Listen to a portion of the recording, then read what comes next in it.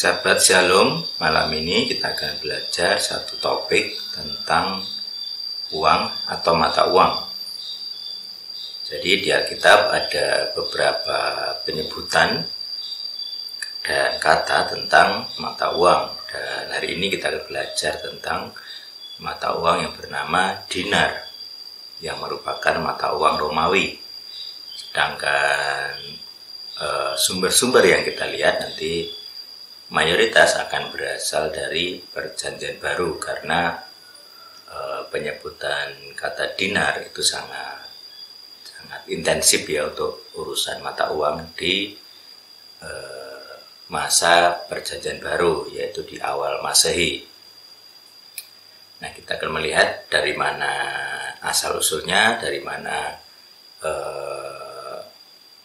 sumber-sumber yang menyebutkan kata dinar, baik dari bahasa Indonesia, dari bahasa Yunani, dari bahasa Aram, supaya kita punya wawasan luas tentang beragam sumber-sumber yang menggunakan kata dinar. Demikian, semoga kita memahami dan bertambah wawasan. Amin.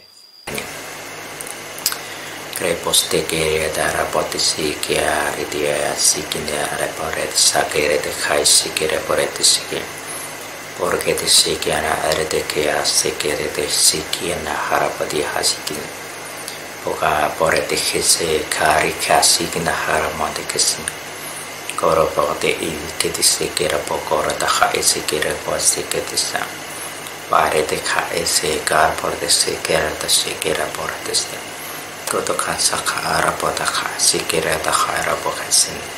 Pora kata se kara ta kaya sa kita poya si kira ta kaya se kita haira pora ta kaya sa kira ta pora te se kita sa pera te kasi kira ta kese kara se. Amin.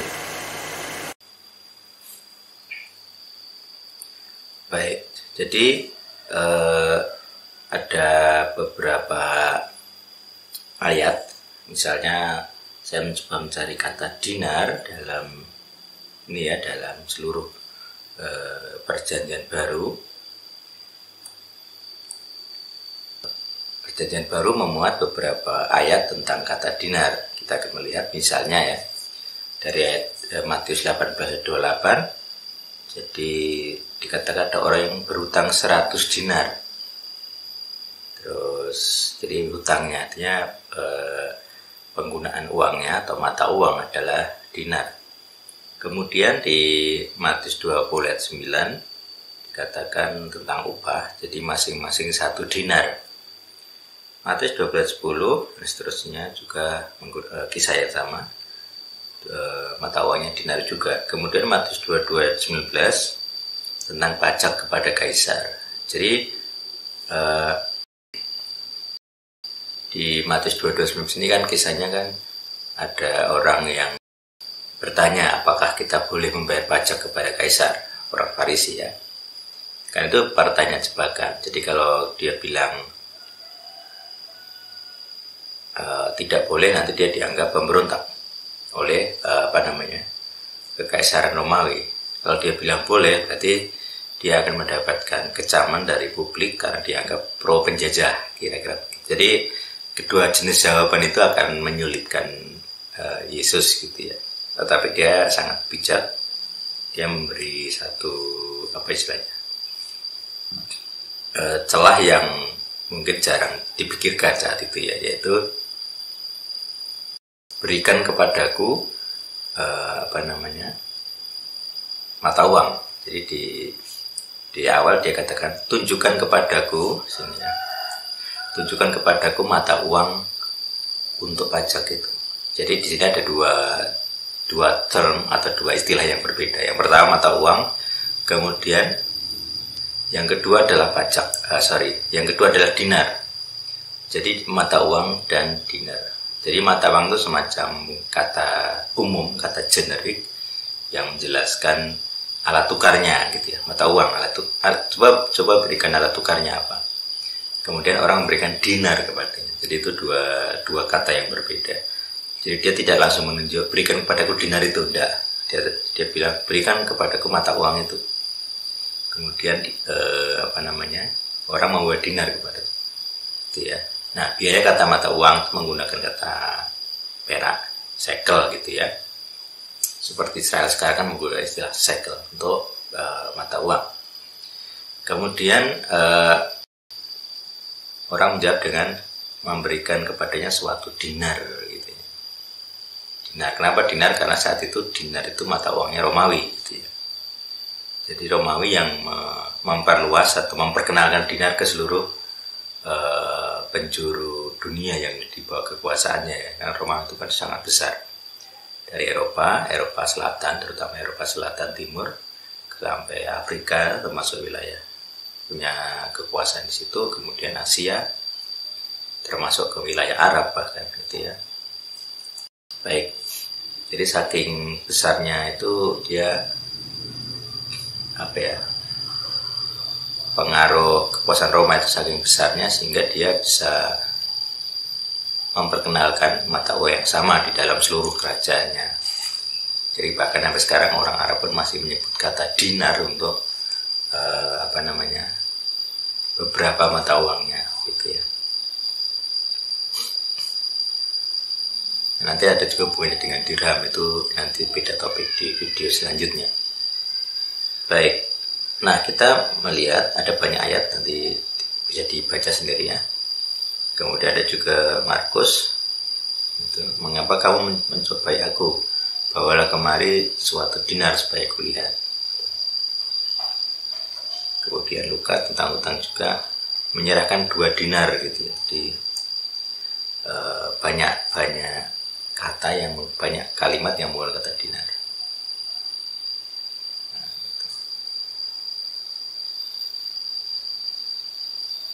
Jadi kalau dalam pajak tadi kan ada beberapa variasi kisah ya di Matius, Markus, dan Lukas, ada beberapa variasi kalimat, tapi semuanya menggunakan kata dinar. Termasuk nanti di Yohanes ketika pengurapan oleh Maria Magdalena dari Magdala, dia bilang minyak narwastu itu 300 dinar.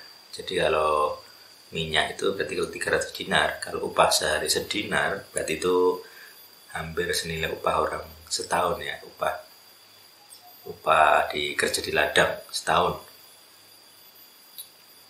Baik, itu hal kecil tentang penggunaan kata dinar di dalam perjanjian baru. Kemudian saya kebetulan pernah menemukan koin-koin atau mata uang Romawi yang disebut dinar itu. Misalnya saya mengambil dari contoh tadi ini ya, yang dari Lukas 12:24. Dia tunjukkan kepadaku suatu dinar, gambar dan tulisan siapa ada padanya, aja mereka gambar dan tulisan kaisar. Jadi di dalam dinar Romawi ada tulisan kaisar, ada gambarnya juga. Jadi saya kebetulan pernah ke Kuala Lumpur dan bertemu salah satu dosen perjanjian lama. Nah, di rumahnya ada banyak koin kuno, koin dinar. Nah, saya sempat memfotonya demikian seperti ini. Ini Kaisar Konstantin ya, di Konstantin di sini. Ini gambarnya, ini gambar dan tulisan siapa? Ini kaisar. Tulisannya Konstantinus ya, di sini ada Konstantinus. Nah, jadi bahasa Romawinya Konstantinus, jadi bahasa Latin ya kalau nggak salah, atau mungkin Yunani saat itu. Nah, ini ada gambarnya, ada gambar manusianya. Jadi ada gambarnya. Nah, di Konstantin itu kan abad 3 atau 4 ya. Kemudian ada juga yang Hasmonean. Nah, ini di sini sebelum Masehi, jadi sebelum era perjanjian baru malah. 130 sampai 40 BCE, before Common Era, before Christ. Dari Hasmonean. Di Hasmonean itu koin-koin di daerah Judea ya, kalau nggak salah. Kemudian ada Pestus, jadi ini ada Pestus. Saya yang kurang ini ya, sudah sulit dibaca ini. Tapi ada gambar pohon atau apa ini di sini. Gitu. Dan ada row, mungkin row apa ini, jelas ya. Ya, nah ini contoh dari Festus 59 Anno Domini. Jadi tahun 59 Masehi. Ada di Kisah 26. Jadi sosok Festus ini ada di Kisah 26 dan 24. Jadi waktu kaisar ini bertemu Paulus, nah itu Festus.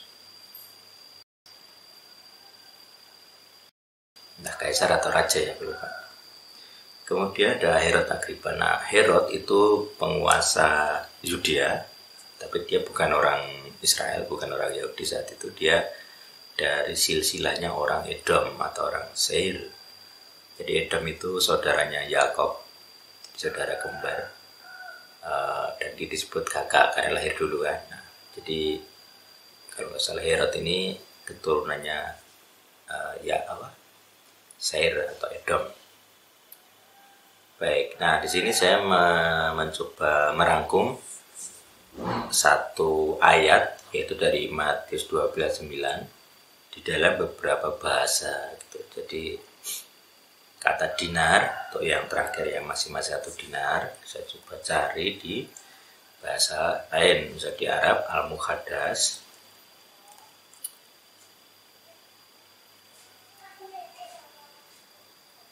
Itu dia menggunakan kata dinar juga. Nah, sini dinar, ini juga dinar. Ya. Nah, saya copy yang kata dinarnya ini, akhir ini. Jadi di kitab Kristen Arab juga memang menggunakan kata dinar. Kemudian di Pesita, saya coba copy ya, di Pesita itu PB Arab. Jadi pengkata yang terakhir ini, dinar. Jadi logatnya, bunyinya agak beda, tapi konsonannya masih sama. Ya, dinar ya, jadi dinar. Kemudian di Bizantium, Yunani, saya menggunakan ini. Saya nemu kata ini. Ini kan delta. Ini delta. Ini E. Ini nu, ini alpha, dena, ini rho, dinar, ini I, ini O, ini N ya, denarion, jadi denarion, mengucapnya dinarion. Jadi secara umum kita melihat kata dinar itu punya 3 huruf konsonan, yaitu D, N, dan R. Jadi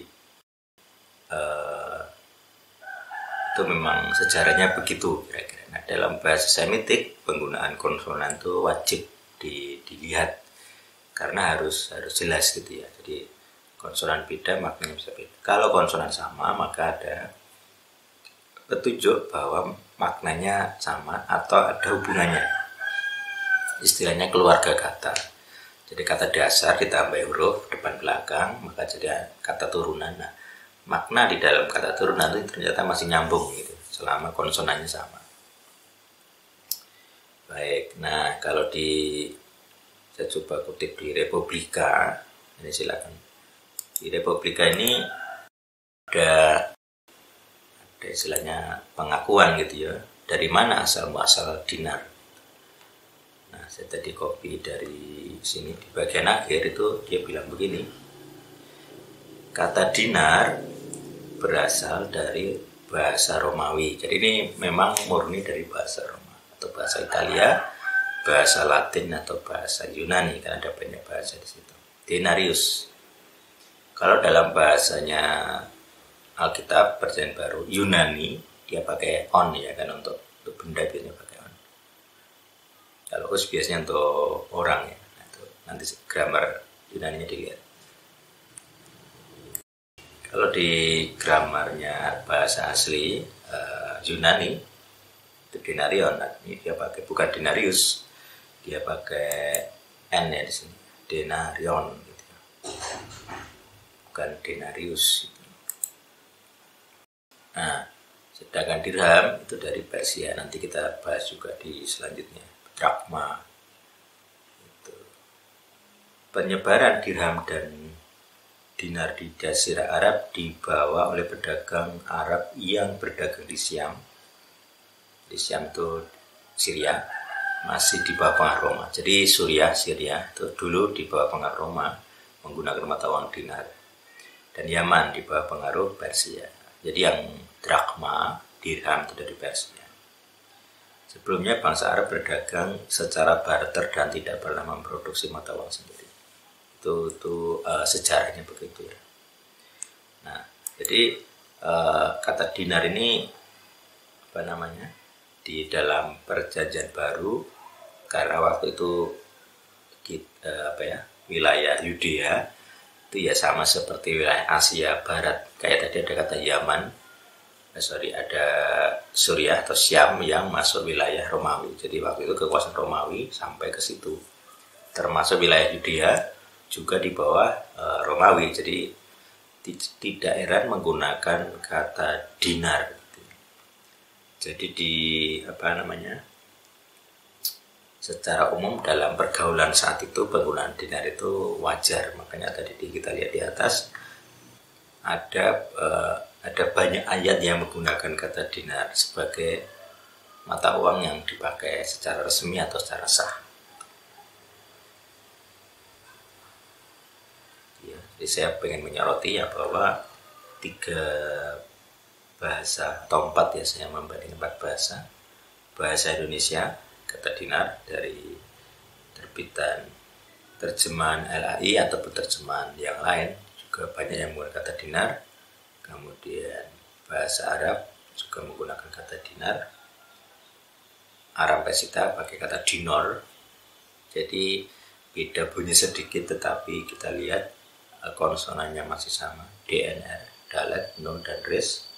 Kemudian dari Yunani juga banyak kemiripan konsonan. Dinarion bagi D, ada D, ada N, ada R, sama. Jadi karena semuanya pakai DNR, maka itu tunjuk bahwa etimologinya sama, sumbernya sama, maknanya juga sama. Demikian pemahaman sejarah dan perbandingan bahasa atau etimologinya kata dinar gitu ya. Kalau di kamus itu disebut bukan originnya orang Ibrani gitu ya, karena orang Ibrani menggunakan kata shekel untuk mata uang yang berarti perak gitu ya. Kalau orang saat itu menggunakan kata dinar, berarti dia di bawah pengaruh politik dari bangsa lain, dan jelas itu pengaruh Romawi. Jadi Romawilah yang membawa mata uang dinar, kan namanya penjajahan kan begitu. Jadi dia menggunakan mata uangnya sendiri. Misalnya kita dijajah Belanda ya kita pakai gulden saat itu, digaji orang, nilai barang itu pakai gulden dan mata uangnya lebih kecil dari potongannya gulden gitu. Baik, itu pemahaman singkat kita, video singkat kita. Ini mata uang dinar yang asli ya. Saya rasa aku belum menemukan sumber penjelasan ya tentang dinar dalam versi yang lebih tua dari punyanya orang Romawi. Jika Anda punya informasi yang lebih tua dari dinarnya orang Romawi, silakan komen, silakan menuliskannya di link ya. Kalau ada link saya akan pelajari, tapi sampai saat ini saya belum menemukan. Dan karena ini menggunakan kitab Perjanjian Baru, berarti ini batasan usianya adalah dari awal Masehi. Tadi ada juga yang sebelum Masehi dari Hasmonean, nah itu petunjuk tambahan gitu, bahwa karena gambarnya juga sudah tidak terlalu jelas ya. Tapi biasanya itu memang tradisinya mencetak koin ya menggunakan gambar dan tulisan kaisar. Jadi ke Konstantinus ya gambarnya Konstantin, tulisannya Konstantin. Itu contoh untuk menunjukkan ayat ini gambar dan tulisan kaisar. Jadi mata uang saat itu ya gambar dan tulisan kaisar. Jadi sosok rajanya ditunjukkan gitu. Jadi dengan ini saya berharap kita punya wawasan tentang kata dinar. Juga penggunaannya di Perjanjian Baru juga ada buktinya, ada ayat-ayat 4 bahasa yang saya tampilkan. Semoga bisa memberi pemahaman. Tuhan yang hidup memberkati kita semua. Amin.